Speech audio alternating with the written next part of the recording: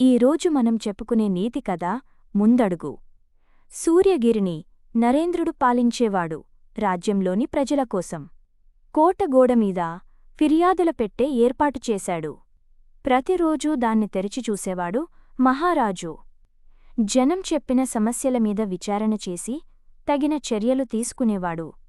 ఆ రాజ్యంలో చిన్న దుకాణం పెట్టుకున్న రామయ్య ఒక ఫిర్యాదు రాశాడు. దాంట్లో, మహారాజుకు నమస్కారం. మేము చిరు వ్యాపారులం. కోటలో పనిచేసే కొంతమంది మా దుకాణానికి వచ్చి ఉచితంగా సరుకులు తీసుకెళ్తున్నారు. ఇవ్వకపోతే మా తూకంలో మోసముందని మీకు ఫిర్యాదు చేస్తామని బెదిరిస్తున్నారు. నాలాంటి చిన్న వ్యాపారస్తులందరితోనూ ఇలాగే ప్రవర్తిస్తున్నారు అని రాసి ఉంది. అది చదివిన మహారాజు మరుసటి రోజు మారువేషంలో రామయ్య కొట్టు దగ్గరికి వెళ్ళాడు. నేను మహారాజుని.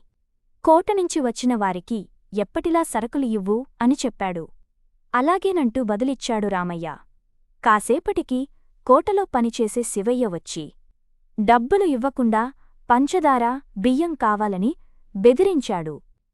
అంతలోనే చాటుగా ఉన్న భటులు వచ్చి శివయ్యను బంధించారు. మహారాజు రామయ్యని కూడా కోటకు రమ్మని చెప్పి వెళ్ళిపోయాడు. సమావేశం ఏర్పాటుచేసి, ఎందుకలా ప్రజల కష్టాన్ని దోచుకుంటున్నావు అని గద్దించాడు మహారాజు. భయపడిన శివయ్య కొందరు సహాయమంత్రుల పేర్లు చెప్పాడు. ఇక చేసేదేం లేక వాళ్ళు తప్పుని ఒప్పుకున్నారు.